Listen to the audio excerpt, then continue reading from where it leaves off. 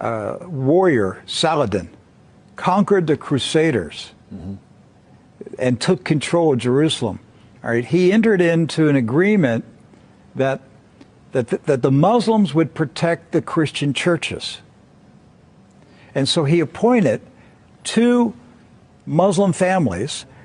Both of these families had been in Jerusalem for, close to 1,000 years. And each generation has passed down the key. The key. Right. The physical key. Mr.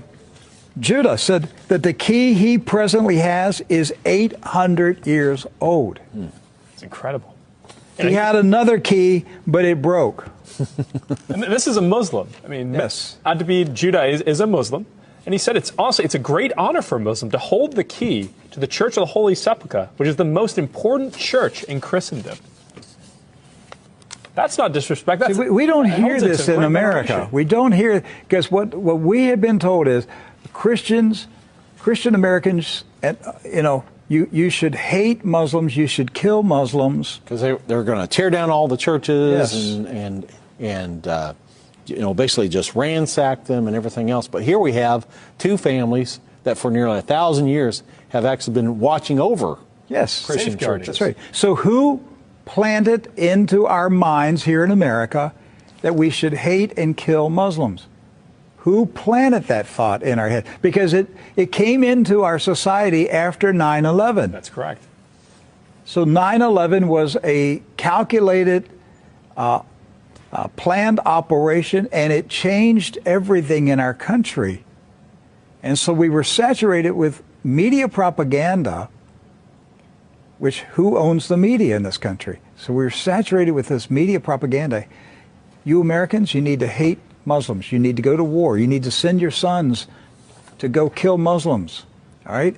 And yet, when you go to the Middle East, you find out that the Muslims, like Christians, are taking care of Christian churches. Yes. Do not hold animosity against Christians or Americans, except in the case where Americans are pushing for war in their countries or trying to take their land.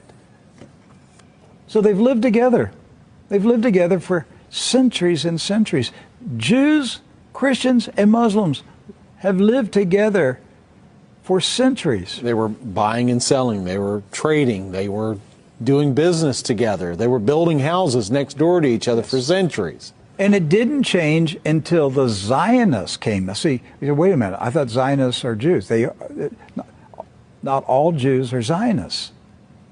And not all Zionists are Jews. Right. Zionism is a political movement. Yes. Right. It's an ideology. Yes. Not an ethnicity. And so when the Zionists came to Jerusalem and Palestine, basically in the 1920s and 30s and 40s, all right, they came to agitate. They came to infiltrate. They came to seize control.